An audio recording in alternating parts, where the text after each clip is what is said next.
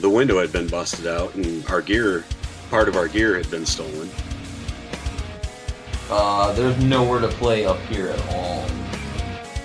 I'm sitting there kind of by myself, like waiting for my manners, and the mirrors, like the mirrors kind of like spin open like 90 degrees, like they kind of rotate open, and all these women in sexy lingerie can come walking out from behind the mirrors. I'm just going to throw this out there that it almost sounded like you were kind of the dark side sometimes of the scene. Just when I'd parted ways with Monuments, and so it was really, really desperate time of my life. At the end of it, our bass player told us, like, he just looked at us like, yeah, this is my last show. So, like, basically back to the Beast era. Dealing with this alcohol intake, and we're at a Christian festival, and we're supposed to be a Christian band. I was kind of like, man, this sucks. This is not a good look.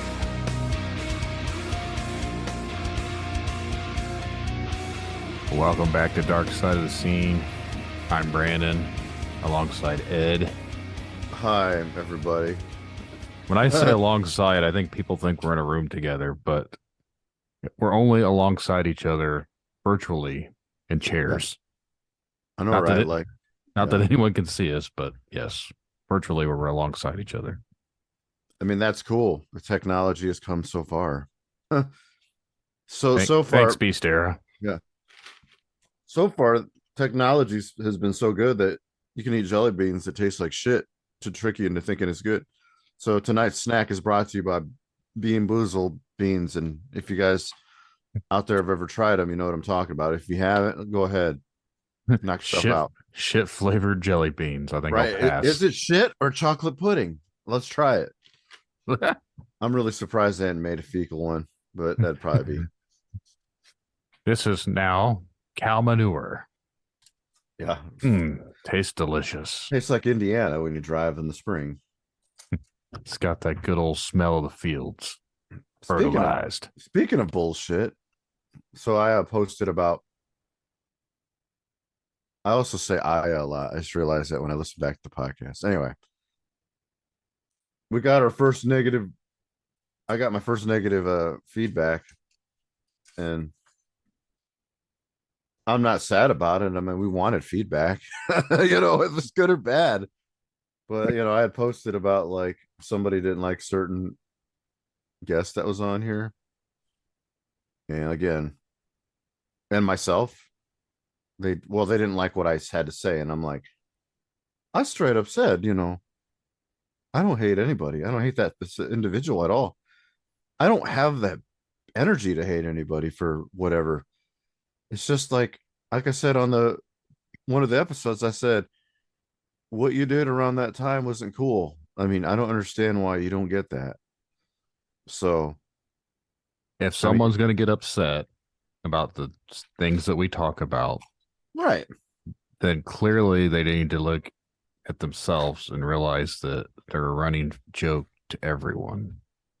Like, if we talk about it on this show, specifically because or an instance in your case, you know them personally, we don't bash just to bash.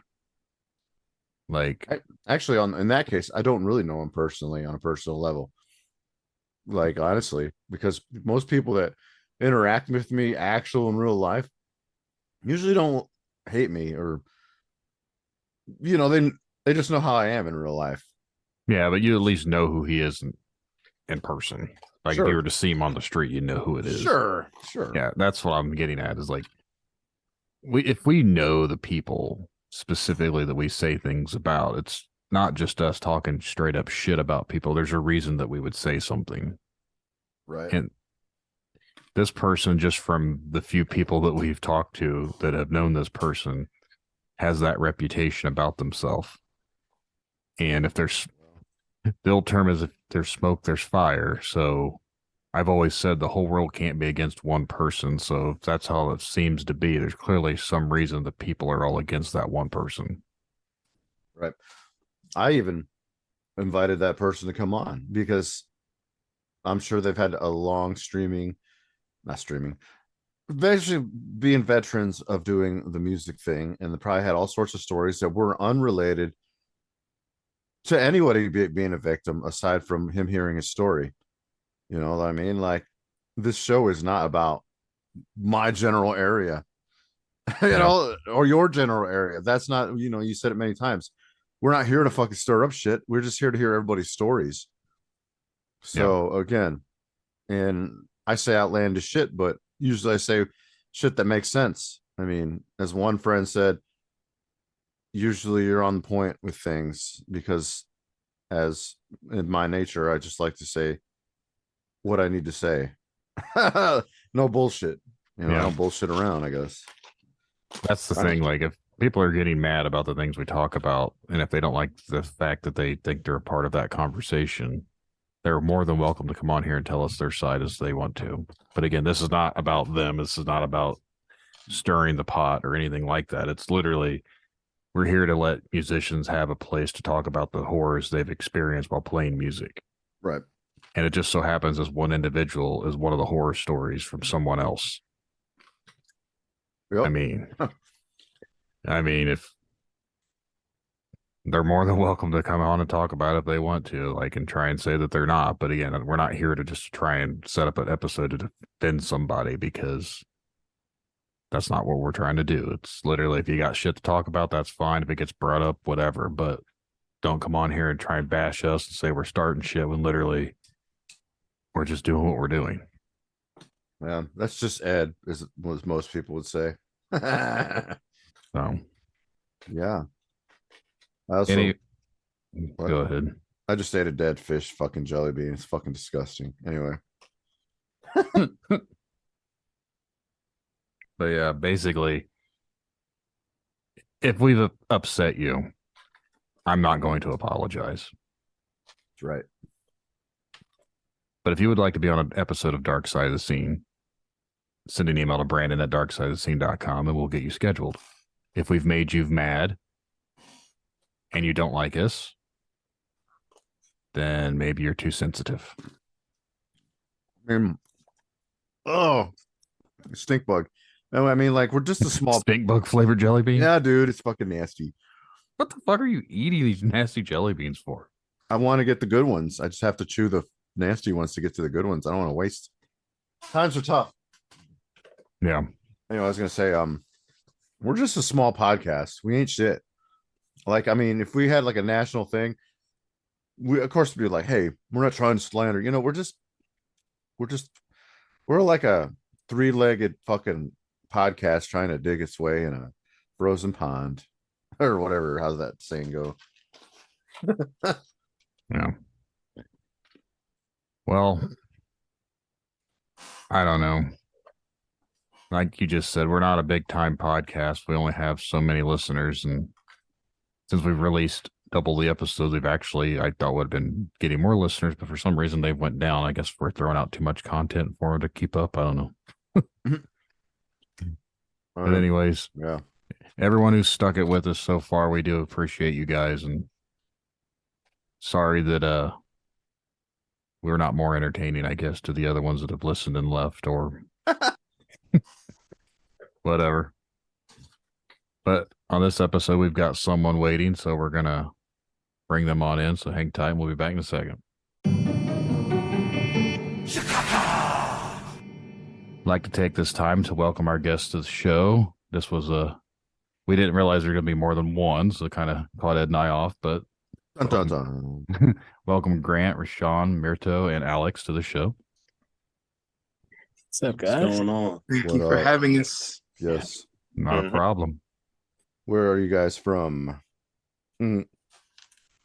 Maryland. Maryland. Nice. Yeah, Maryland. I'm from Baltimore, but just had to throw that in there. That's one of the states I haven't actually been to on that side. I've been to a lot of states, but I haven't been to Maryland. Yeah. What's your guys' good place to visit? What's that? I was just saying it's a good place to visit if you ever get the chance. Yeah, nice. Someday. What's your guys' scene like out there? I mean, how's it thriving? A lot of trees. Sweet. Ah. Well, I meant like musical scene.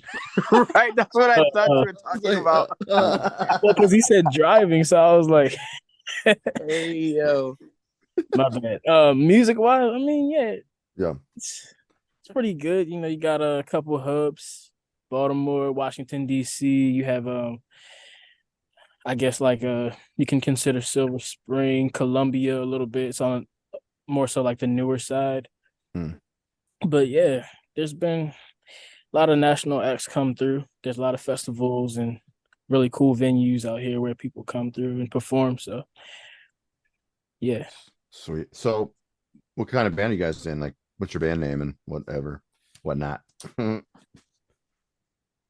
Band name is Project Untitled. That's the real name?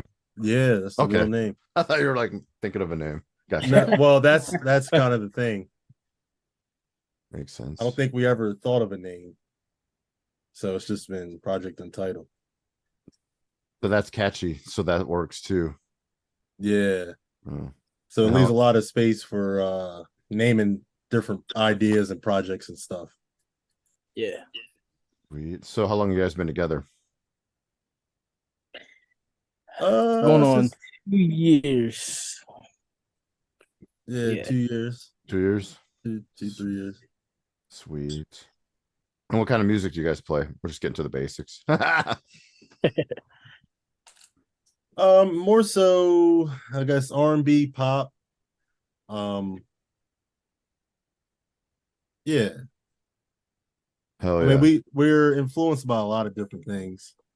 So it kind of all comes out, I guess, whenever we decide what we want to play. But I guess the main two genres are R&B and pop. You're our first R&B band ever on here. Yes. Woo! Good job, guys. Yeah. Because I want to hear everybody's scene, not just metal scene. You know, we want to hear like what goes on with everybody's scene. I mean, if you've heard other episodes, we had a guy that plays like gospel, right? Was that what he did? It was like he played hard rock, but he's also like they were Christians, so it was like Christian rock, I guess. But yeah. So yeah, he had an interesting story. So I guess the basis of the story is the dark side of the scene. So I guess because there's 4 of you, I guess we'll start with. I'll just go by my list. So when you started, Grant, like when you started playing your instrument and everything, getting to learn whatever, what was your first band experience like? Was it good? Well, so I was self-taught all the way up until I went to college. And I went to college for physical therapy. Didn't really like it.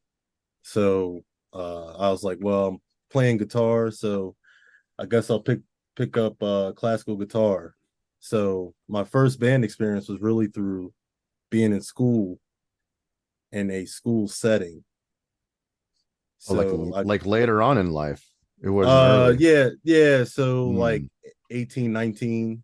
Okay. I started playing around like 13. So once I got to school, it was kind of like a controlled setting. It wasn't really like I met people, you know what I mean? So it's a little different for me. Okay. And then you got in your first band like after school or during school. During school. Yeah, probably like 19, 20, 20 years old. Got in a band with some of the students. Mirto, we went to school together.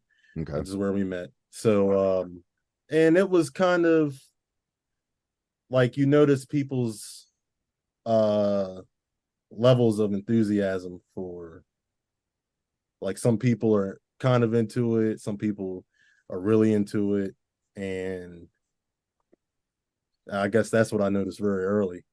So you start seeing the flaky people too. Yeah. And it's kind of weird because it's like we're all here to play music. We're all here as music students, but not everybody's as committed. Yep. Even though that's all we're here to do is play music. Well, yeah. That's so, and then we'll go to Rashon. same questions, basically. Oh, I like how you guys turn off your mic not to interrupt each other. You guys have this down. I do a lot of meetings at work and stuff, so I'm kind of Oh used to it. shit. That's what I do too. I'm always muted.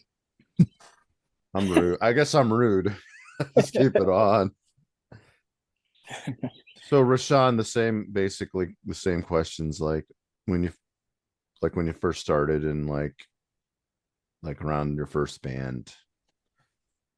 Yeah, it was really kind of the same as Grant. Like he was saying, I've have been playing drums since an early age. I mean, I'm 24 now, but I've been playing since I could probably sit on somebody's lap.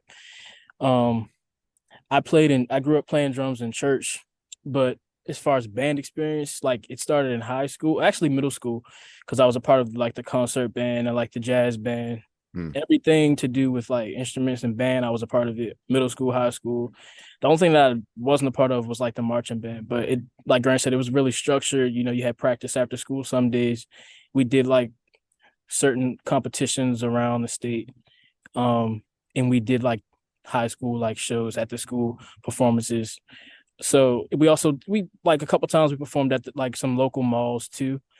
So yeah, it was mostly that. I didn't really have a lot of friends that were into music really. Like it was kind of like I was a loner like outside of school in terms of having like friends who were into music, like, hey, let's come over and let's jam. It wasn't like that. It was everybody played sports. So it was mostly like when I was home, I was just by myself, practicing drums by myself, you know, listening to my dad's old tapes or, you know, my mom, she sang on the choir. So just listening to a lot of different music, especially once I got to like middle school, just I kind of branched out from gospel because my parents I won't say like strict, but they were kind of strict. They didn't let me listen to certain things till I got to like middle school, and I was a sheltered kid, so I could do a lot of things, listen to a lot of music, you know, go out parties and stuff like that. So once I got to middle and high school, that kind of all changed. Started listening to like jazz and really everything, rock, country, all types of stuff.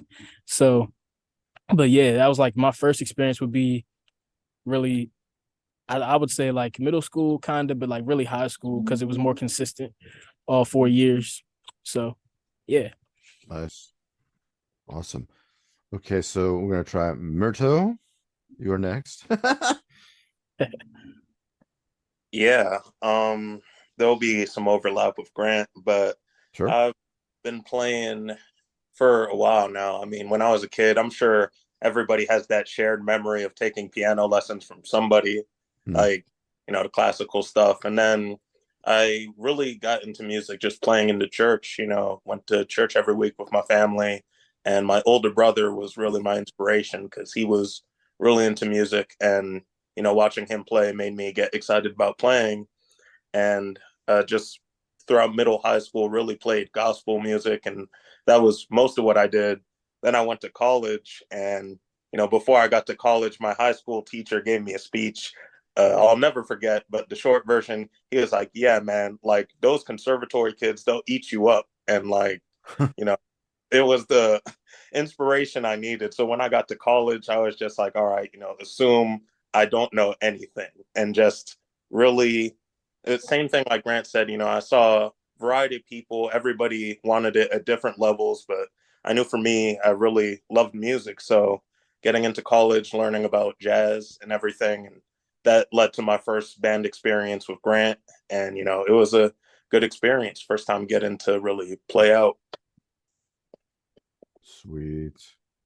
All righty. Now, Alex, same thing. Yeah. So I guess I'm kind of like the oddball out, because I'm like the only non instrumentalist of the group. I sing, and I've been singing similar to these guys, you know, I've been singing for, you know, as long as I can remember.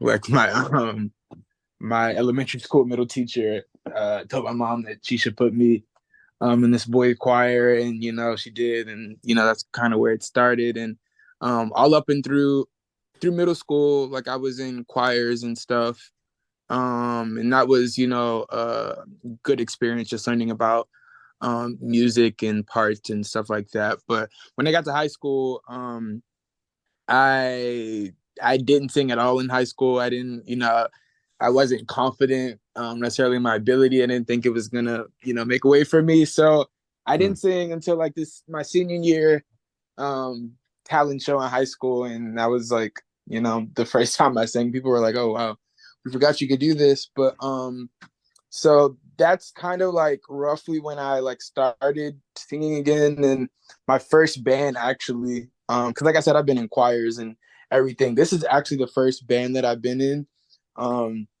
I like decided to like take artistry seriously kind of like in 2019. And kind of like circling back to your question about like the scene here in Maryland and the DMV. One thing that there's a lot of instrumentalists and musicians in Maryland, DC, Virginia, like the surrounding areas. But I found it hard to like, book, musicians for just little things that I wanted to do, like whether it's like a show. I do a lot of live music. So like whether it was a show or something, I'm like, literally don't have the bread to be paying y'all all of like every time for like, this little idea, and I think that summer, and this is kind of ties into how we met, but that summer I went on Craigslist and I saw an ad, for a keyboardist and a guitarist. They were looking for, a drummer and a lead singer. And I responded to the ad, just kind of, just being sick because I just spent $450 on, a like 10-minute set. And I responded, they responded, we responded back, whatever. And yeah, we all met for the first time, and things kind of just clicked, and this is where we are now. So yeah. So yeah, obviously you could sing if they still have you around, like I hope so. It makes sense to me. They wouldn't be like, because I'm sure there's a lot of singers in Maryland. I don't know how big it is, but it's huge, right? So you're obviously doing a good job if they kept you this long, because some singers don't crack, they don't last very long, obviously, if they are terrible at their thing. So that's awesome. So thank you. Yeah, so I'm trying to think. So I guess we'll go down the line. What is maybe like I'm trying to think how I could do this, because I want to know your experiences prior to this band, the bad ones, prior to this band, and then as the band. So I guess does that make sense, right? how to basically whoever had some bad experiences, yeah, take the floor, I guess. Oh yeah, so go down the line. So I guess Grant, we'll start with you. Yeah, I don't know.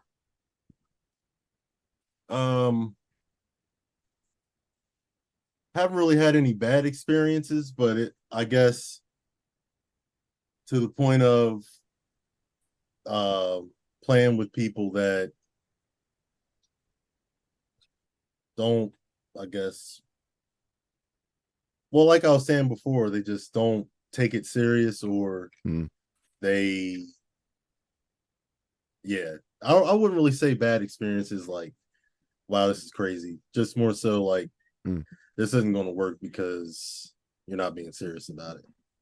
So that's not a lot then. That's probably a good thing that you haven't had too many. No, yeah. I think, I guess me starting so late with playing with other people, and the fact that we all knew each other well before we started playing, and we got to know each other on a friend level and kind of see how that is before we started playing together. I guess that makes kind of a difference. That's true. I mean, just like, it's good to have that maturity early on, because some people never get it. Yeah. It's good to be able to be friends with people in your band too, because it makes things complicated if you can't stand one of your bandmates. Yeah. Yeah. That goes. So I guess we'll try Rashon. What do you think? What's your bad experiences? Any bad experiences I've had with previous? I wouldn't really say I had any bad experiences when I was in school, like middle and high school. I mean, I would say like college was probably where I had a lot of mixed good and bad. Especially like my first year, because like I said, I was a sheltered kid, so I come from the suburbs, and I went to school smack dab in the middle of the city of downtown Boston. So it was like, you know, just being dropped off, and what I'm saying, had to figure certain things out on my own. And my time management was not really good at that time. It was really bad, so I didn't really know how to put priorities where they needed to be. And so there was like, I remember there was one time where I never really had to deal with, because I've always been like the big fish in the small pond here in Maryland, but when I went to Boston, it was like a lot different. And so like there was this one saxophonist, and he wanted to start like a band, and he said he had wanted me to be the drummer. So we go through rehearsals and everything was good. And we get to like one night before the show, and the bassist comes up and he's like, "Hey, have you talked to such and such?" And I was like, "Yeah, I haven't talked to him since rehearsal. Why?" And he's like, "Just being weird." So I was like, "Okay, I don't know what's going on." Then come to find out, night of the show, I'm going to the stage where the performance was, and man, I see like all these musicians on stage, and I see a drummer, like he's setting up, so I'm confused. I'm like, what's happening? Like that had never happened to me before. Like I'd never been replaced, without being told. Especially what the hell? Yeah, like it was crazy. Like I didn't feel like I did anything wrong. I learned the music. I was showing up on time. I was being professional, like courteous, and all those. I checked all the boxes, at least so I thought. So, but yeah, and then he's just like, the guy's like nowhere to be found. Like I don't know where he was, but the guy's like, the bassist like, yeah, he's playing drums tonight, and I was heated, like I was really really upset about it. Right. And that was like the first time, like, and I remember like I called my dad, and I was just like telling him, and I was venting, and he was basically just like, get used to it, because in the music industry it's gonna happen a lot. Like, you're gonna think that you're a part of something, and for whatever reason somebody, they can let you, like, you're expendable, like, you can be easily replaced. So that actually happened to a previous guest of ours. Yeah, man, and that was like the first time it happened. And then after that, I was just kind of, I don't know, like I sucked it up, and I'm just like, okay, if it happens again, like, I'll just take whatever I can, learn from it, and move on to the next experience. But I would say that was probably like the worst experience, because it was the first time that had ever happened to me. So, yeah. I'm suddenly like, don't like saxophone players now all of a sudden because of this story. Like, I don't know, like I guess.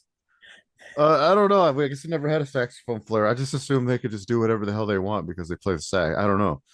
Right. So maybe I'm stereotyping the saxophone players being assholes. I don't know. That's a dick move to do. Like, I'm sorry, but like drummers are kind of a rare.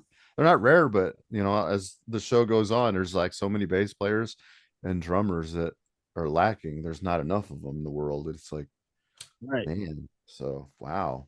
Yeah. Oh, is that a problem out there too? Yeah, it is. Like, there's a lot of bands that need bass players and drummers. Man. Yeah, I know, right? I don't understand. Yeah. It's strange though, because a lot of the people we've interviewed have been bass players. Right. Oh wow.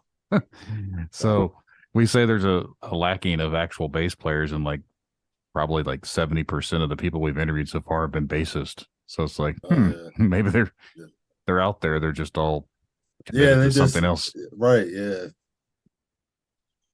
It's a conundrum. We can't figure it out. Maybe it's because like no parent wants to deal with the loudness of it. Like, this big old clunky thing in the corner, and it's just loud as shit. And then they'd want to buy an electric one, but then a good electric is like much as like a used car. So I don't know. Yeah. I don't know. I mean, they got the air ones where you just hit the air, and I don't know. We'll see how that goes. So okay, and we're next.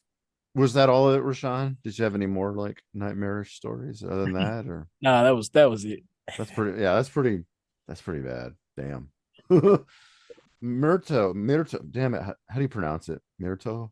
It's Mirto, but Mirto. all good. I've heard every variation under the sun. Well, I used to know a guy Mirto with the U, but okay, Mirto. Okay. Any nightmarish ass stories? Well, You know, as far as bands go, thankfully, mostly good experiences. You know, like you said, it's rare to meet people that you can be friends with and then also do something like music that you enjoy. But there is one big nightmare story, Oh boy. and I'm sure this one is a classic. Like everybody has some spin-off of the story. Um, there was an establishment that back in the day asked me about doing a 3-hour gig, and it was on very, very short notice. So me and the group I was with, you know, we still came together and made something happen. You know, last minute gig turned out well. Come back the next day to go get paid, and he's like, "Here you go." And he gives us, it was a 4-piece band, $85 to split between all 4 of us. And we're like, yo, what's this? Yo, that's 3 hours too. Yeah, on like last minute notice. I'm talking about like beginning of the week, get the call, yeah, the gig Saturday. Okay, cool. Let's just get 3 hours of music together. So damn, the work. They don't appreciate, you know what I'm saying, musicians, man. Oh my god, dude. yeah, so and you know that's a classic, like just getting the old roundabout by places. But when that stuff happens, like I just love to play. So at the time I wasn't as mad. Well, now I look back, I'm not really mad at all because you know everywhere does that. But at the time I was just like, man, just take it, keep it pushing. You know, you never know when you'll get your next opportunity to play. But it really hurts when places do you dirty like that when you put in a lot of work to give them a good performance. No, that trumps a lot of them right there. That whole thing, having to at the last minute and then get all these songs together for 3 hours. That's pretty bad. Wow. So was it covers that you had to play, or was it your own original music? Like, how did that work for 3 hours worth of music? Yeah. It was mainly covers until that point. Well, we didn't really have 3 hours of music together, so it was a lot quick on the go, just learning. But you know, like you said, the dark side of the scene. That's the dark side of the moon right there. Something. Damn. Around here, most of the cover bands that I know that play like they get paid a lot more than that. So 85 to some of the guys out there listening for metal bands are like, oh, $85 is good money because they're used to not getting paid anything. Right. But for a 3-hour set for stuff like that, yeah, that's you guys are getting ripped off. Shitty. Yeah. I mean, and I'm sure like since you're like versed, I was gonna say what you went to the school then. So see that probably isn't much for you to learn because you're like computer basically. Correct? Yeah, I mean, well, you know, I don't want to toot my horn or anything, but like it wasn't as bad as it could have been. I'll say that. Okay, see. You schooled guys, man. You're like too good. It's disgusting. No, because I was self-taught till school, so I give most of my credit to being self-taught, but credit where school helped a lot to polish me. That's good. Yeah. Fortunately, you know, you're worth more than $80 for 3 hours. That's fucked. Oh man. Right on. So any other stories before we move on to Alex? I mean, I'll let Alex take it from there because I'm sure. Good stories. I actually do not have any horror stories. I have, I guess, been actually. Sure. Well, actually, I mean, it wasn't really I guess it's a horror story. I don't know. I think at the time I was like friends with the person, and you know, a lot of times it's not about the thing itself, but about like the principle. And I think this one specific, you know, gig, you know, we me and one of my friends, we sang together often and did background vocals for, you know, a few different people. And we had this one gig where pretty much like, you know, we live in Maryland. For this gig we had to go to New York, you know, drive up to New York with this, you know, person, and you know, do the show. We honestly, we like pretty much arranged like not necessarily we didn't arrange his set, but like in terms of like harmonies and like parts and making it kind of a production, like we did a lot of that. And we didn't really mind because this guy's cool, he's cool people's, right? And we're getting paid at the end of the day, right? Quote unquote, we're getting paid. So we were just like, okay, it's cool, it's whatever. We get to New York, have all these rehearsals, get to New York, do the show. Like there's like very limited accommodations. I think we drive back from New York that same night. Yeah, so like this is like a whole thing. And when it's time to get paid, yeah, I guess most of these horror stories revolve around getting paid, but when it's time to get paid, there's just like there's like this long text thread about like how like somebody has to get paid or whoever needs to get paid or he didn't get paid or whatever. We're just like, okay, that's cool. All right, that's cool, but we had an agreement. Like he was the one that even like went as far as to do contracts. So, this is the contract that you provided. And I think he was like, it got to the point where he was like, oh well, you guys never signed the contract, so not to say that it's not legally binding or whatever, but like at that point, it's just like just pay us our money. If whether it takes however long it takes, whatever you got to figure out. Just pay us the money, but he never did. I mean, I think he actually did. But this is like a year or two later, because he needed us to do something else for it. Oh my god. Yeah. So Probably didn't have the money and then had to wait till like. Yeah. Oh my god. Yeah, that's crazy. Oh, people. Yeah. So that's mine. Well, that's fine. It's like it's all very similar, regardless. Like except so the two of you.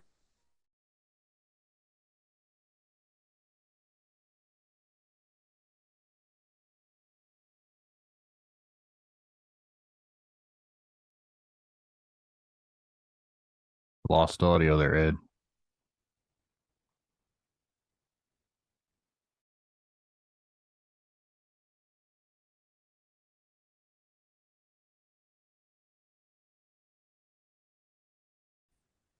What the hell happened? I can still hear you guys though. Yeah. Did he maybe he lost his power? I have no idea what just happened. But it's still recording. It went silent and you were speaking. It went silent on my end and the whole screen just completely closed out. You got a storm where you're at? I don't know. I'm in my basement. Sounds like there's a tornado going on upstairs. Is everybody That's here? like 5 kids. Is Alex here? That's weird. I didn't hear him say anything. Still here. Okay, I see it. My window went all weird. I don't know. Yeah, everything went completely like closed out. This reminds me. Oh, Maryland, is your weather crazy lately too? Oh Lord. Yeah. Yeah. Maryland weather is bipolar, man. Like it'll be like it'll be like especially this year, like it'll be like 40 degrees in the wintertime, then next thing you know it'll be 60 one day, and it's been crazy. Yeah. Go out. 7 changes of clothes. You need your winter jacket in the morning, your shorts in the evening, maybe some to jazz it up. Yeah. Because like I got a reminder this year or earlier that my a tree fell in our house like a year ago today from some random storm. It wasn't even a tornado. It just like uprooted the damn tree. So I still got like PTSD even reading that old post from Facebook. But that's not got nothing to do with anything, but yeah. That's crazy though. Yeah, dude. Yeah. I had the beast too. I was not feeling well, and then this tree falls in my house, and I didn't understand how bad it was because I had that brain fog that everybody got, I guess. But yeah. So you guys have been together since 2019, correct? 2021. Well, I don't know why I said 2019. Okay, so like we're gonna get to the ugly part. So during the Beast era, what did each of you do, like musically? Like, what did you do when things were closed and? Made music in the house, I guess. That's pretty much it. Yeah. That was pretty much it. Like I learned how to play the guitar in like 3 months during the pandemic. Ooh, during well, that's fine. You can say that. It's fine. Okay, cool. Yeah, during the whatever. But yeah. I like the way you said this. Fine. So yeah, I taught myself how to play the guitar. You know, it's a cool like little 3 months. I was, you know, really putting videos on Instagram and stuff. Like I was really like learning the chords. And like I taught myself a decent amount, but after it was over and you know outside was back open, I actually cannot recall the last time I touched my guitar. So yeah. Damn. Yeah. Okay, I figured out what you might look like, Alex. Okay. You ever seen the Indiana Jones like in the Temple of Doom? Oh, now I'm scared. The little kid prince. Is that what you look like? Because you're young. I picture kid prince. Now I have to Google Indiana Jones Kid Prince. He's the guy that I don't think so. No, am I off? Damn it. I don't think so. No, am I way off? Because I figured like, are you the youngest member? Right? Correct?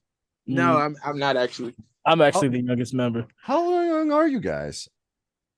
I'm 24. Okay, I remember you saying, wow. I thought Alex was 24. No, I'm 27. 27. 26.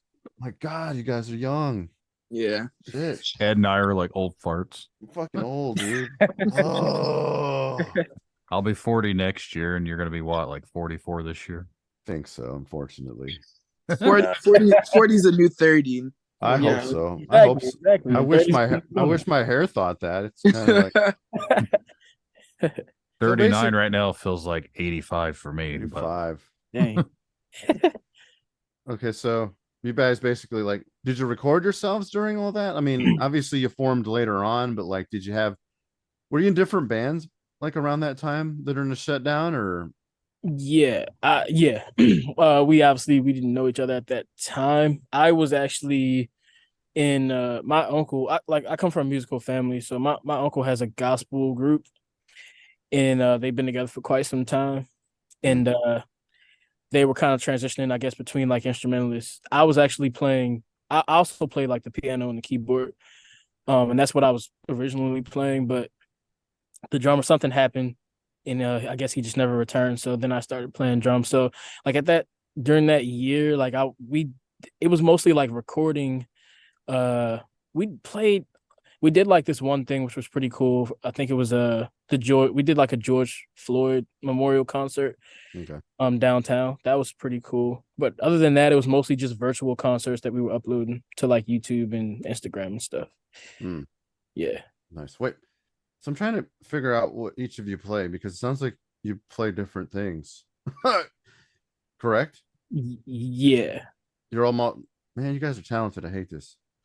So so all the core members are here, right? There's nobody missing. Correct. No. Damn. So let me guess. Grant, you said you're the drummer, right? Guitar. Okay, you just say guitar. Key bass sometimes. And then Alex plays the low guitar, but he sings. And then Rashon says, I also play the tambourine, so okay. out there. That's important. Okay. It is. And then Rashon, you play the drums, correct? Yep. You said guitar too, and I'm like, what? And then Mirto plays keys. Okay. Yep. Man, it's hard to. Okay. So, but you guys recorded yourself also, like during all that, like, or you just kind of just had stuff in your head, and you're like, well. It was mostly just like I had like ideas, ideas in my head, and like I might have recorded like a voice memo, but nothing like officially released through like a streaming platform. Yeah, that year was like a blur. And that was also like, yeah, it was that year was a blur. Yeah, it was for everybody just because like it's like, oh, what's gonna go on? Right. It was crazy times. And then, go on. I was gonna say that oh sorry, go ahead. No. I was gonna say that I didn't really record anything. Like I put videos on Instagram and stuff, but what is kind of cool about like that time, well, I don't know if this is cool or like a bad thing, but I wrote like I had started writing a lot of like music during that time period. And the music is now like starting to, and a lot of it has been finished for, some time, but it's now starting to take life. So that's been a cool experience. Yeah, that's good. I mean, you're never too young to learn or too old to learn anything. That's how I am too. Just, you never know. Don't be a stubborn old man like some of these older musicians that are going to be that way. So, okay. So did I get everybody's story during all that? Or is it basically like you all had the same kind of thing going on? Yeah. So then, let's see. Once everything gets a little better, you guys suddenly meet, correct? Like in 2021. Yeah, it happened like in the summer. And was this like Alex said it was an ad, correct? And like you guys just decided to try something.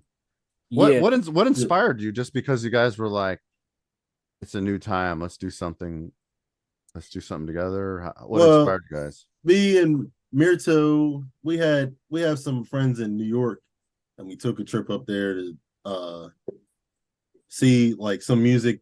New York was still kind of not how it usually is, so that was kind of weird.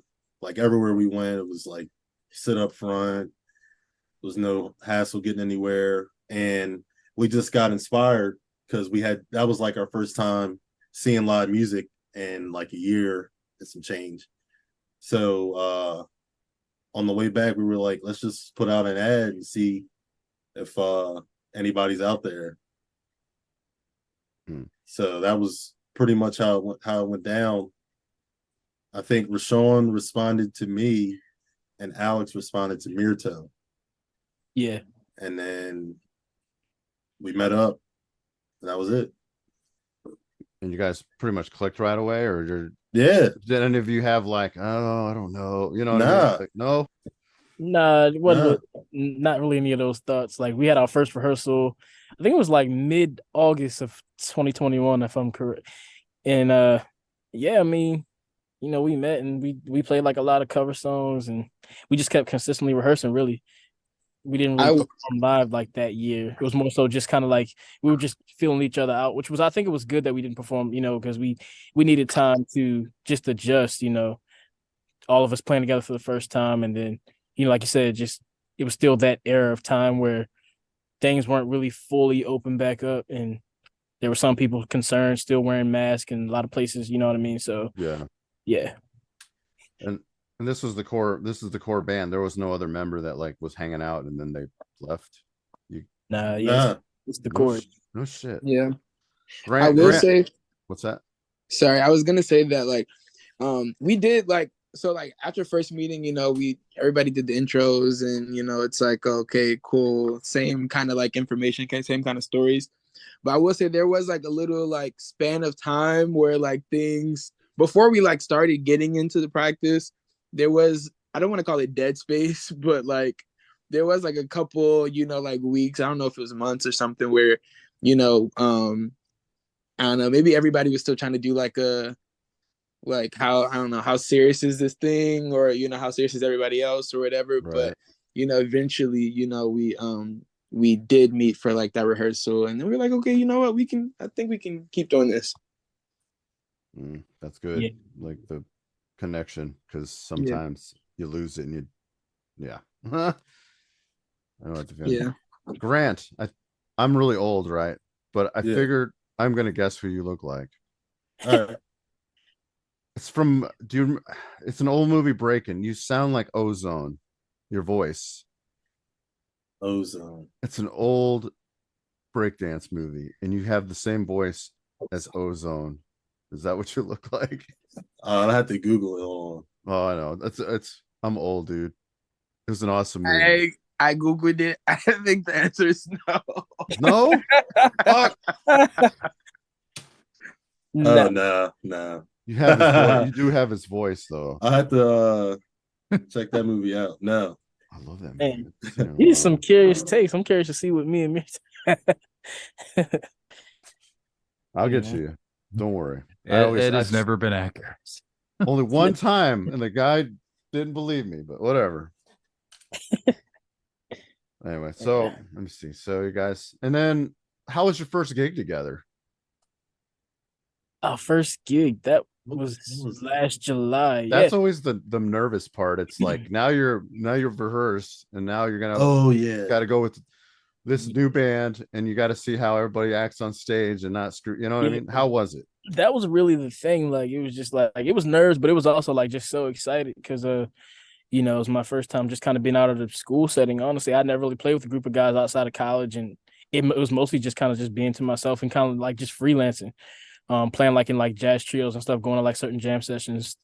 So, but yeah, it was great, man. Overall, like you know, people came out and supported, and we did our thing. I mean, everything didn't go like as planned, but you know, not everything's gonna be perfect all the time. I just, you know, I always try to be optimistic and look at the positives more so than like the negatives. But yeah, it was good. I felt good. We got a lot of compliments afterwards. You know, there were a lot of other artists there as well that were saying like nice things, and we've actually stayed in contact with, you know, many of them, if not all of them, and we've, you know, kind of made those connections. And so, but yeah, man, I thought, you know, overall, I thought it was a success.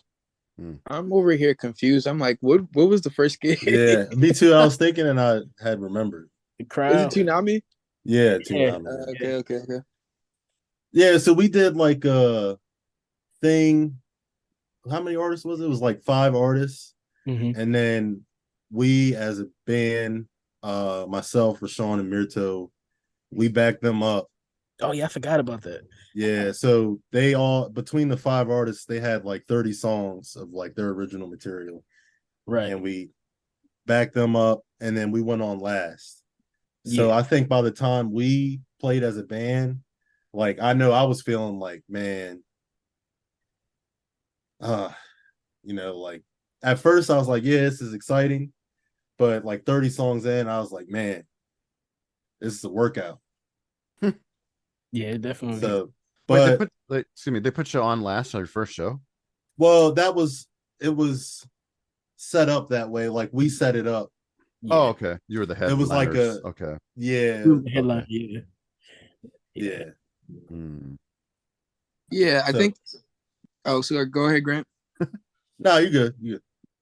I was gonna say that like that for sure was just definitely an experience, at least for me, because like I wasn't you know, I didn't have to back up for, you know, play instruments for the other supporting the other artists on the lineup, but I was kind of like instrumental and kind of like planning it, because we planned it with like a friend, one of like my friends who's also like another artist, and there were kind of some like not issues, but I guess our vision for it was a little different than, you know, his vision was for it, or at least just the communication was a little off. So even just like, even thinking about it now, like that was a very ambitious like way to like kind of have our first show. And I definitely like saw I saw it on them that they were like, that it took a lot out of them, because like I can only, you know, being up there for how long, you know, learning how much like how many like songs, and having to like not only learn people's songs, but like work with them to kind of like flush their ideas out and stuff. Yeah, definitely was a lot. So it was and I think all of our like shows have just been like really big learning experiences for real. Yeah, I would agree with what Alex said. You know, heavy emphasis on the learning experience. Like and even when we like have meetings, we talk like that's something that I try to say. Like it's really all a learning experience. You know, we still, like you said, we're still young, and not even just age, but just being together as a band. Like, you know, this will be like it hasn't well, yeah, it'll be like 2 years fully. Like it's this year, so like. I mean, and we still have a lot to learn, like shows, recording, and stuff like that. But you know, I would definitely say like that first one, it was a great experience, and it definitely kind of helped propel us in terms of like just the approach and everything for like the next shows and stuff that we did. No, that makes sense. I mean, that's good. this first show turned out good, and you guys have played like obviously like a bunch of gigs since then. And I actually had a question. So like normally you just paired with other R&B bands, or is it just like a mix? Because like like the metal shows that we do, like it's usually like slightly eclectic, like maybe a rock band, but like how is it there, like out there? Because again, this is a whole new genre. I never really, it's different world, obviously, than metal. So like if you're going to a gig, like like clubs and stuff, how does it work out there? Well, some of the stuff we do, like, and we like play in Baltimore and stuff, but I'm not from Baltimore, so I'm kind of on the outside looking in. But to me, it seems like there's a lot of singers. Yeah. And then there's like the bands that back them. So it seems like there's a lot of events that are people performing their music. Well, singers performing their music to like a track, or they might have a house band. Yeah, that's what it seems like to me. Yeah, I was literally thinking the same thing, Grant. And even like I think what kind of differentiates us a little bit from more of some of the other, like music groups that I see is like most of like the R&B kind of like bands and groups are cover bands. Like they, have gigs, places doing like karaoke, like, things or whatever. But we do covers, but we also like work on like original music and stuff. So I can't really say that like, yeah, I don't really know if there's, at least in Baltimore, I haven't really seen anything like completely comparable. And that's not me being like, oh yeah, like we're just one of a kind. No, I just really haven't seen it. That's good Yeah. though. That's good. You got the confidence. Yeah, just like what Alex and Grant said, mostly everybody has their own style, but definitely a lot of singers / rappers. And then you have like a lot of individual bands as well. I know quite a few bands. I don't really know as many singers, but there's definitely a lot, especially around the Baltimore area, DC as well. I don't really know as many DC, but like around the Baltimore area. But yeah, there's a nice mixture. You have like, R&B, alternative R&B, and then like I said, like a lot of rappers. Some are kind of more heavy trap based. Some are just more so kind of, I guess, rappers and singers. Like especially the last show that we played back in March. So but yeah, there's definitely a nice variety of different types of artists here in Maryland. Do you have like deserved band rivalries as well? like in like like I was wondering, like I think every genre has that, and I was wondering if you guys have that too. Not yet. I think I can see it happening. No, oh yeah. I think it also kind of depends on like I guess sort of your status. Like once you kind of develop more of a specific audience, then it'll be like people will have you on their radar like, oh man, you see like how they got to that point, we gotta kind of like you're like a target, like let's model ourselves after them. And but yeah, I don't think we look at anybody as rivals currently. Currently, and also like I think, and this is something that we all kind of like agree on, we're this group even was formed as a collective, so we're all really like big on establishing and forming community. So like I can't even really see us in a position where there would be another band and that is successful or just really killing it, and we're like, oh, we want to be where they, I mean, of course we wouldn't want to be in the position that they are, but right, like I think our perspective would be like how is it that we can work with them, as opposed to like against them, because there really is like enough room for like everybody to eat. So yeah, that's good. That's good with that positive attitude, because man, you would think that about other bands, but somehow they're like you know, we've had experiences where like we help another band get a show and then they don't return the favor, and it's like we're kind of in this together, right? We're poor. It's like, why would you? It's very cutthroat. Yeah. Sometimes it can be, yeah, and I don't want to like say it's all that way, but and I don't. A lot of the time, from my experiences, it's always been somewhat that way. There's a couple bands that we've worked with that, like, that's how Ed and I met, honestly.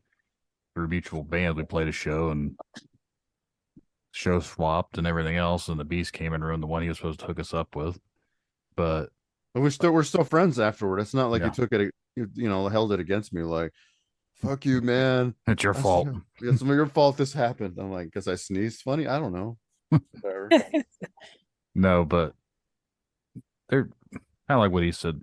I used to book shows. And I used to bring in bands quite a bit, and everyone was like, "Yeah, we'll get you back."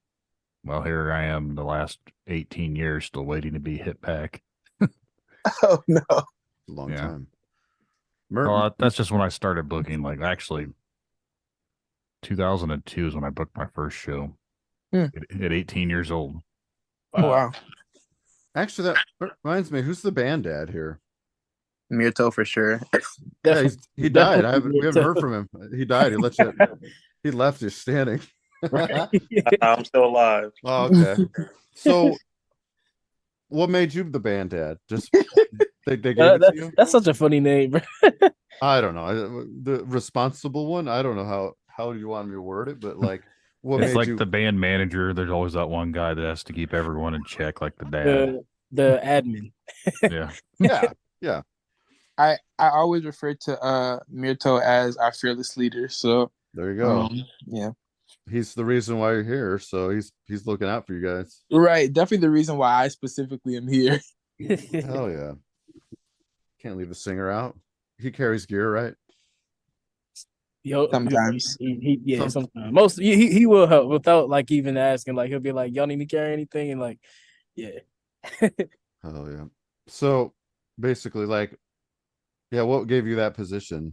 I mean, not that it's a bad thing. I just, because I have to do it in my band sometimes, and it's like, as long as we all see the same page, it's gonna be okay. But I'm butting heads with like older guys, so obviously you have a group here that seems to be willing and hungry. So is it good in this band as far as your position? I mean, yeah, it's cool. Everybody it really helps that we all have a similar vision of where we want to go as a group. So regardless of how everybody wants to navigate their own paths, we still meet at common points. And it's not, it's pretty easy to wrangle us back in from when we get a little bit overboard. But, I always say, like, I'm just a man, I'm nobody crazy, but one of my best qualities is that I'm impatient, but in like a productive way. So if stuff's not happening, I'm like, all right, let's get stuff happening. And I've always just taken that role, like when you have group projects in school and it's like somebody needs to actually like get it started. So stuff started. So I've always been like that in life, and it's just carried over to music. So, I just try to help us to keep the momentum going. I feel like 3 and 4 piece is the magic number. And like if you had a 5th member, I'm sure it'd be more of a pain in the ass. I think. I don't know why. Just another person that you have to like tell to. But like where I was going with this is like, so and you book the shows then, correct? I mean, I mostly will just do the logistics. I've helped with booking it, but I'll say Rashon and Alex are they're kind of our Baltimore representatives. Alex now out into DC. So they've been really good about helping us get our feet on the ground with shows.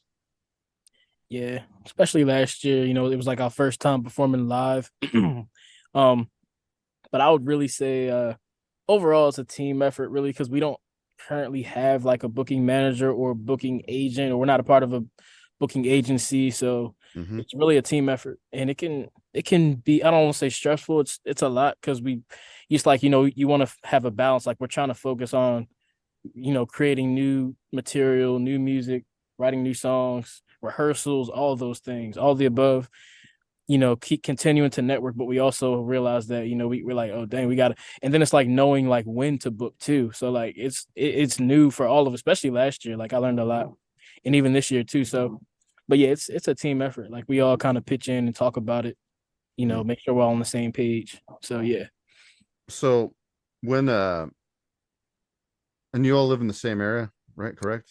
Kind of, sort of. Kind Yeah. of, sort of. So how's the band practice work? Like, do you have a certain day, month? Like, I mean, it's usually like Tuesdays. I mean, you mean today? Oops, sorry, I screwed it up. No, not this week. Okay. Yeah, it's usually like Tuesdays. We've kind of worked our way up to 3 hours worth of music with a couple songs over. So we're kind of out of the like trying to build up our set list phase. And it's more so like trying to work on more originals and stuff now. So the rehearsals are kind of far, they're spaced out more in the calendar. Yeah. Makes sense. Because yeah. So you guys get like somebody like comes up, can you play this song for me? Do you ever get that shit?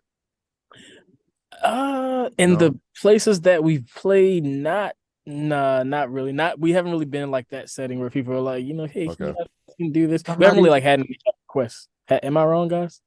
I mean, besides somebody asking us to sing happy birthday, which was kind of cool. Yeah. Okay. Yeah. I don't think everybody's ever done that. So lucky you guys. And so basically with gigging, your guys' job is pretty flexible. I mean, you don't have to say what you do, each of you, but like, as far as when you book something and it's like, does it always work out for all of you? Because sometimes that could be a pain in the ass trying to schedule multiple people on a day, and it's like yeah. I have that. Well, I'll just say, problem. Yeah. Well, yeah, like I'll just say, so I live an hour away from them. Okay. So like if we when we rehearse and stuff, I'm kind of like like on the road and stuff like that. And then if they have a show, like DC is like an hour and a half if there's no traffic. So if there's a show in Silver Spring, which is like right outside of DC, that I guess we have to take it into consideration, but usually I can make it work.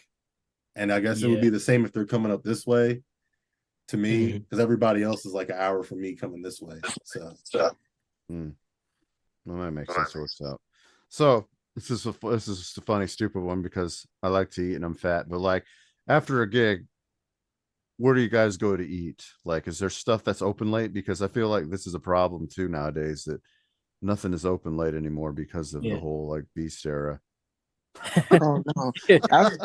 After the gig, we eating right there. We eating right there. Oh, they feed you? Or so like we mostly play like, well, we've played at like a lot of bars and restaurants and stuff, like, so like mostly like Alex said, we haven't really had to go anywhere else because we've mostly just like been taken care of with food and drinks. Man, we are getting screwed out here. It's like, oh, here's a drink, here's a drink ticket, like that's it. They'll make it. We're in the wrong genre though. No one wants to listen to us.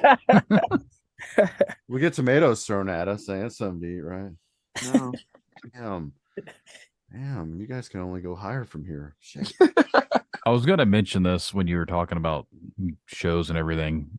We recently released an episode with the creator of getgigs.com, and you guys should create a little page for yourself on there because it is a great way to get on shows. Like, you can show trade with people. There's venues always looking for stuff in your areas. Like, it's a global thing and it's completely free.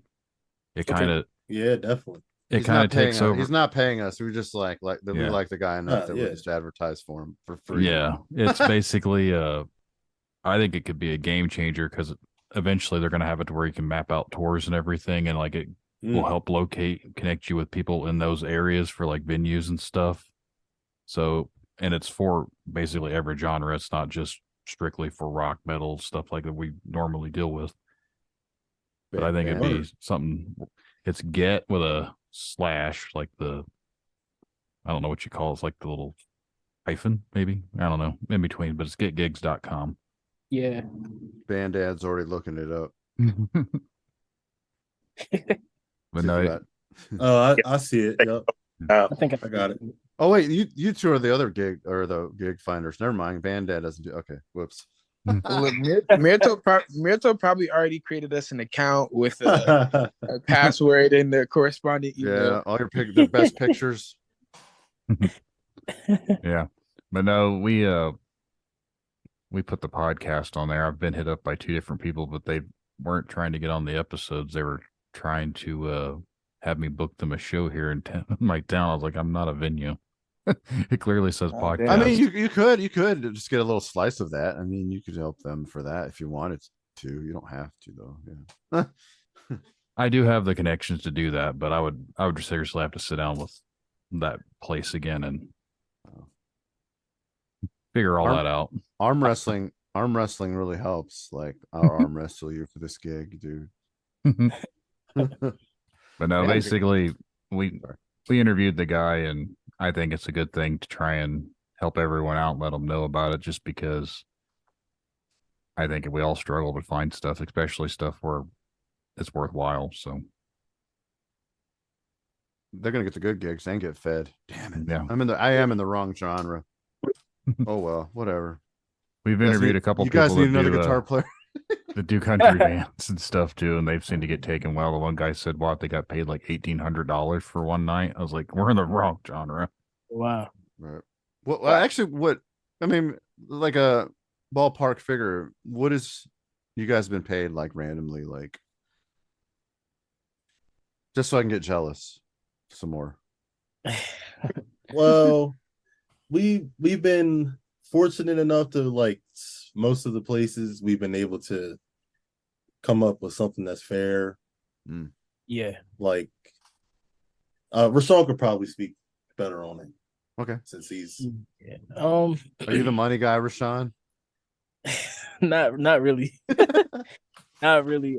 But like I said, I really just, if it's something that I'm the main point of contact for, that's like the first thing, because we all put a lot of effort and energy into the band and ourselves, learning songs and whatnot, and so travel, all that.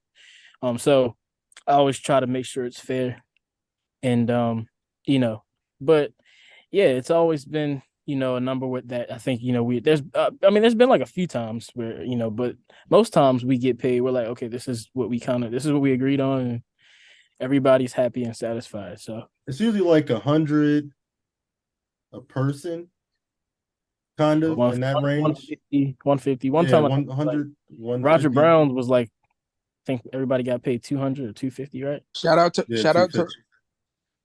Roger Brown's. Yeah, that was a great show. Yeah. Wait, yeah. You each got 200 each? Yeah. 250. Damn. Yeah, that was pretty cool. That was a 3 hour. That's in Virginia. Like near I guess not like what was like Virginia Beach kind of. Sort of. I think it's called Portsmouth. Yeah. Yeah. So it's like from Maryland, like it's like a 5-hour ride. Oh, okay. Wow. Around here, it was a nice drive. The places that I could do for like the heavy band stuff, they agreed to give me $300, and I had to split that with all of the bands. Wow. So depending on how many bands I booked, I would have to split that $300. Oh damn! Well, I usually just did 3 bands, so each one got 100, made it easier. But wow, you split that up amongst the guys in the band, they're only getting like 25 to 20, but depending on how many guys are in there, like 25, $20. Right. Well, I was gonna say, like, I've played with some because where I live, I'm an hour from Philly and an hour from Baltimore. So I have a band that I play in Philly sometimes, and they do a lot of shows where they'll have like 3 artists or 3 bands and that on that bill, and then they'll split the door, and then they'll have people, like, if they're tipping the band, like whoever's coming to see the band, they split at the door, and then the tips get split evenly. So yeah, everybody's walking away with $50. The only tip that I ever got was the bartender lady telling us to play real music. Oh wow. It was actually on camera too. Like, they didn't realize, because we were recording, We had little Yeah. cameras set up to record different angles of the set. You could hear her in the background. Why don't they learn to play some real music? Oh no, that's terrible. That reminds me of that we had one lady. So we had a. Yeah, I know exactly what Brandon's ready to say. I know exactly what he's ready to say. Yeah. So the place we played at, they were a new restaurant and they didn't really have a proper PA setup. It was kind of like we would come in and set it up ourselves and then play. But during our intermission, they had a DJ come in and I guess play or do a set for like 25, 30 minutes. And he messed up the mics were like wireless mics, so they were connected to like a certain channel on their frequency thing, and he switched it. So when we went back for our second set, the volume was off and we couldn't really get it figured out. And I was kind of like, well, that's not really our job to figure it out. So I was like, whatever. But these two ladies come in and they're kind of drunk and we're like doing our song and they kind of just stop us. Well, not really stop us, but they're trying to tell us that they can't hear Alex or something like that. And we're kind of like play through it. But they're like, no. They're like, no. Listen to what we're saying. And we're trying to like get our volume up and stuff. And they're like, no, stop. But yeah. Drunk people. Yeah, I stopped to listen to her for like maybe I don't even want to say a minute. I wasn't trying to be dismissive, but it got to a point where I'm just like, okay, well, we have to get back to what we're doing. So yeah, it was definitely weird. Funny night though.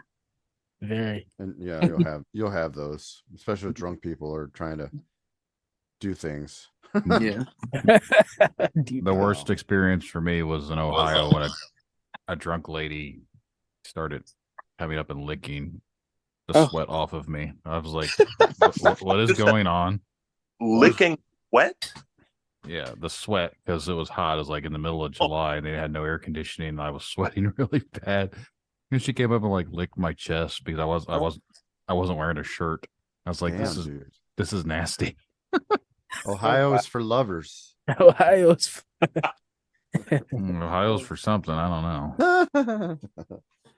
Well, damn, guys, you haven't like had any really terrible experiences, which is good. Like, that's good to know. Yeah. So far. Been positive vibes. Oh, like that's important. You guys like formed right after the worst time in the history of humanity, and then you guys get along and oh man. I think a lot of it has to do with we're all in the same like point in our lives, I guess. Because our biggest issue is we've been like trying to find a bass player. And luckily we have found one now, but a lot of the earlier stuff was like trying to find a bass player. I was kind of playing bass a little bit, and Mirto, we would like switch off songs. Like he would play key bass on a song, then I would play key bass.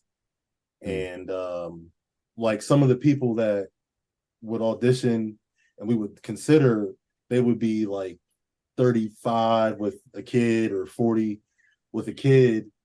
And it's kind of like we're in different places in our lives where we can't really relate to you, and like you can relate to us, but it's different because you have to get home and take care of another person. You can say it on there, just like damn kids ruin everything, don't they?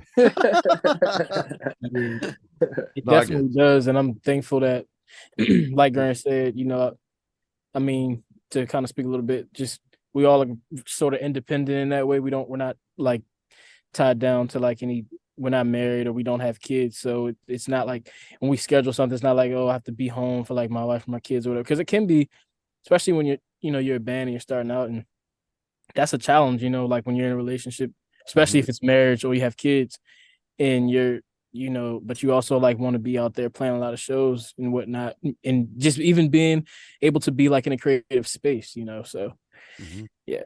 And you have like significant, and some people have significant others they get in the way too. Like, sometimes that's an issue too. Like, I don't want you to go to band practice. You know what I mean? Like, everybody's once in a while you'll have that, but Yep. yeah, I mean, you guys obviously don't have kids, so you're able to do this, and it's probably. I mean, I do have a kid actually. Oh, do you?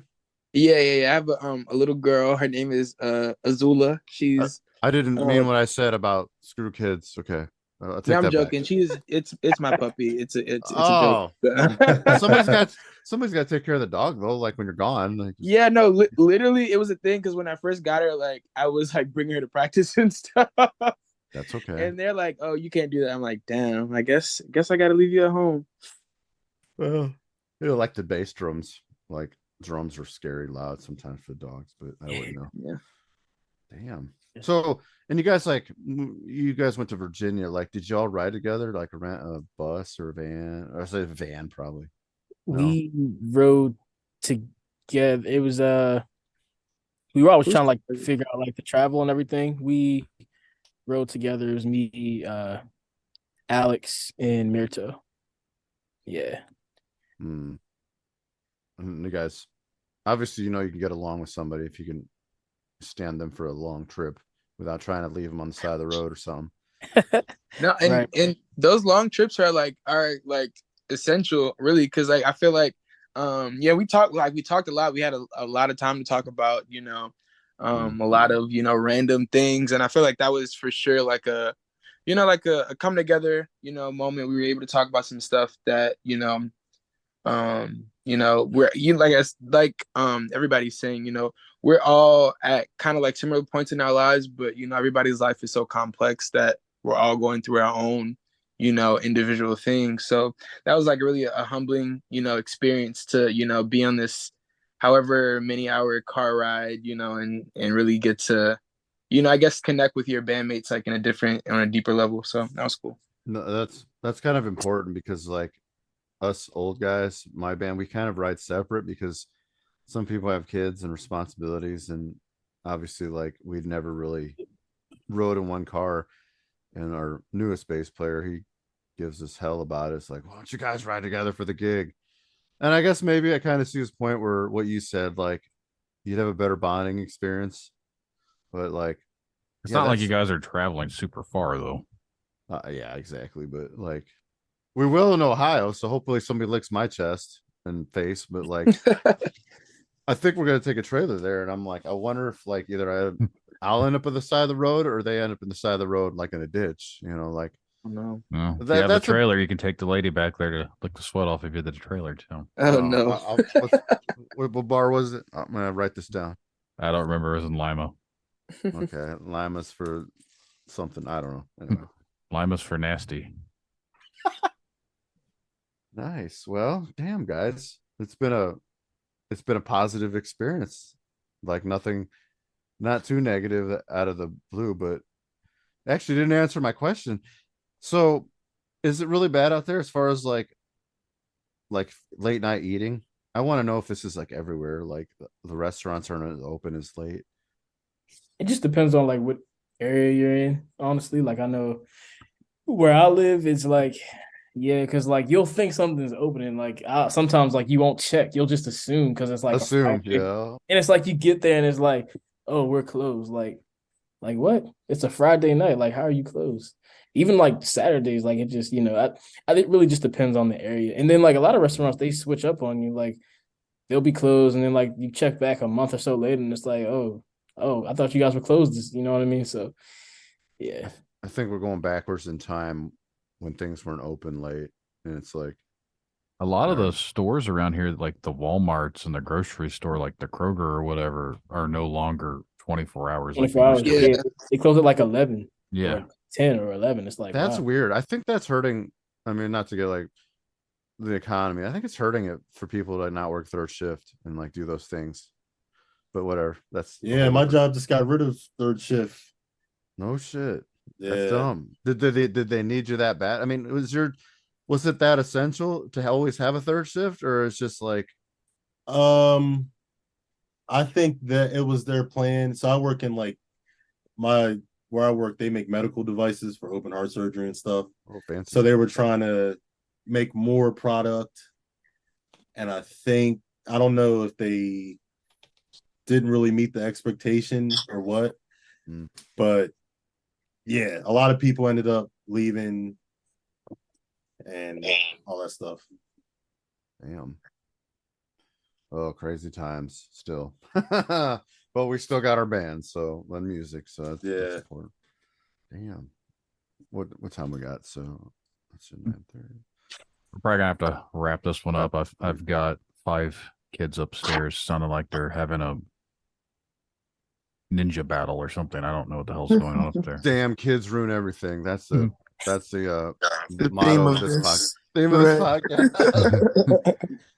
No, for the most part they're cool. They don't mess with things, but my daughter's got a friend over and they're all having a party or something. I don't know what's going on up there. Kick them outside. It's storming. I think that's why I lost internet earlier. That's how. Well, that's true. It has been raining. Like I said, it's a 1-year anniversary of a tree falling in my house. So you guys came to share it with me. Oh my God. But yeah. Didn't the tree like come all the way through your roof, like to where you were sitting on the couch? Yeah. I was watching like that Moon Knight show. It was a terrible show. I couldn't get into it. It was confusing. And then like the wind picked up, right? And I'm like, whoa. And then it started getting louder. And then I started hitting like branches crack. And I kind of got out of the room a little bit and looked in because I'm like, if this tornado's coming, I kind of want to watch it as I die. And then all I see this like Tyrannosaurus thing come through my roof in my ceiling. And it's like the tree that we had. It was a huge tree. It's like 41 years old, poplar something. And it was raining violently. So all this rain, water rushed into my house. Me having the beast brain and the fog. I'm like, what am I supposed to do? Like normally I'm a quick thinker, but really traumatizing. And then dealing with the insurance, but we won't get into that anyway. But thank you for sharing my anniversary with me, guys, of the tree. No problem. No problem. Yeah, no problem. Happy anniversary. Yay, trees. One of the worst days of your life. Yeah, after that, like dealing with the insurance and trying to understand everything when your brain isn't working right, it's not the best time. I think because I was talking shit about that Moon Knight show, and that was somebody punishing me. Somebody's idea. I don't know. Whatever. You made the Disney. You made Disney mad Mickey at you. Mouse. Yeah. You motherfuckers. I can't do his voice. If I tried. All righty. Well. Yep. You got basically what we do on the end of every episode is whoever we interview, we release, or not so much release, but we play a song. We included it with the episode. Have you guys recorded anything of your own music that you would want to have featured on the end of the episode? Yeah. Yeah. Awkward. Yeah. No, yeah. I thought somebody was gonna say something. Yeah. Right. Yeah. We did. Well, this would be the time to figure out what it is and talk about it a little bit, and then Mirto can send it to me, or whoever wants to email it to me can email it to me, and then I'll just add it to the end of the episode. Okay, yeah. So we have a single out. It's called Home Cooking, and backstory. Mirto and I, on our yearly New York trip or whatever, we wanted to take some Logic lessons from our friends up there, and we needed some songs to just have as references and stuff to work on in our Logic mixing lesson or whatever. And this song idea came about. Fast forward to when we meet Rashon and Alex, and we want to put in for the Tiny Desk competition, and we need a song. So we use this song, and they ended up doing pretty well in the Tiny Desk competition. What is that, by the way? What's a Tiny Desk? So NPR has NPR Tiny Desk. They have like this series where they do live performances and stuff. And every year, every year they have a competition where they allow people like to submit like original music, and it has to be like in a video format. You know, you have to record a video. There has to be like a desk in the video. Like there's a couple different requirements. But you submit it, you know, and whoever wins the competition gets featured on Tiny Desk. Then they get to tour like a 5 right show tour or whatever. Oh, yeah, nice. Okay, sorry, interrupted you. No, you got, yeah. So, Okay. yeah, they reposted it a couple of times, and the video did pretty well on YouTube and stuff for that being like our second video to put up. So we decided to record it, and it came out in like October, I think, something like that. Sweet. So yeah, we'll just have we'll have Brandon put that on then, so then the world can hear it. Yep. Oh, thanks. Where can they find your music at, or where can they see you at? Anyone out there listening, where can they check you out at? The main streaming services, Apple Music, Spotify, and everything. We do a lot of posting on our Instagram, which I guess Mirto could send.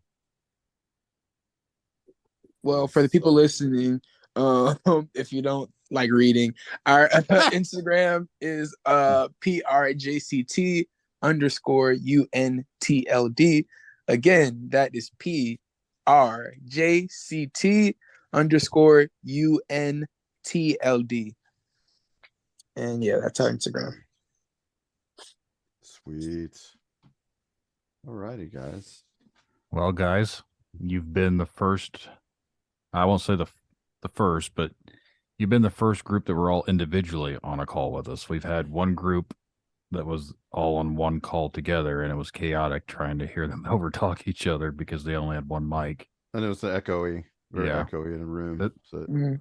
this actually works. Yeah, this actually sounds really good this way. So definitely appreciate talking with you guys tonight. Yes. Yeah, thanks for having Appreciate you for having us, for real. Yeah, thanks for being our first R&B group. Yeah. We've been trying to branch out, but for whatever reason, it seems like we only talk to metal bassists for the most part. I think the metal bass community feels left out on their essentialness in a band, so they feel like they have to come on a podcast to talk about themselves. Nobody loves me.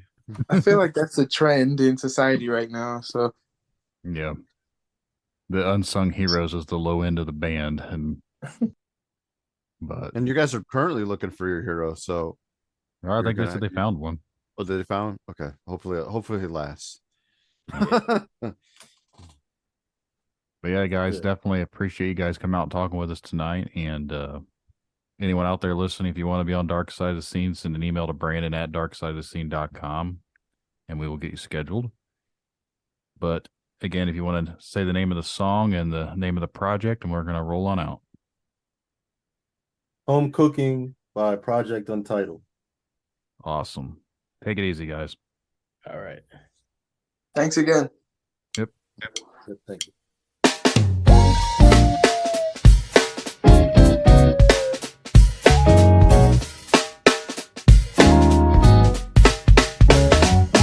Potatoes on my plate, hash brown and sausage, I cannot wait. Don't forget the bacon too.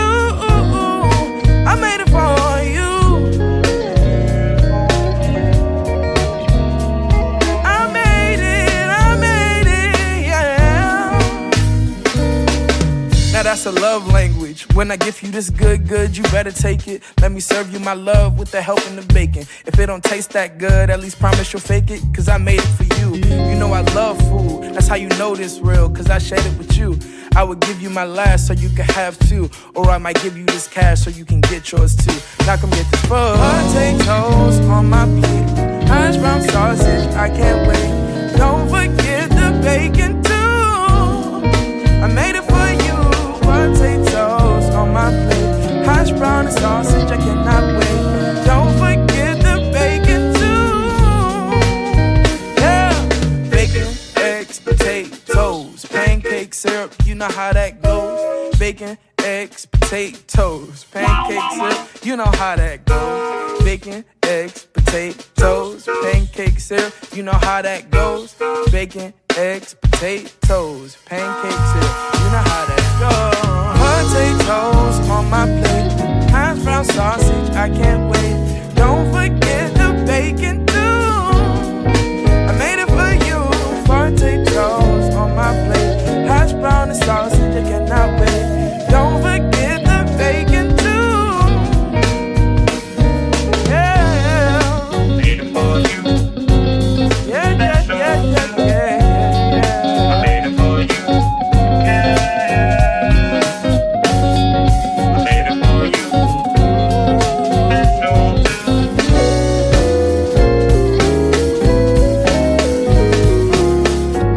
A four-letter word synonymous with your mother's unconditional, conditional love. Feel something like an inside hug. L is for that linguine I got for that infamous Alfredo. It's for the only time you seem to be quiet. B is very, very cheesy, cause fuck that lactose, I'ma always eat your mac and cheese.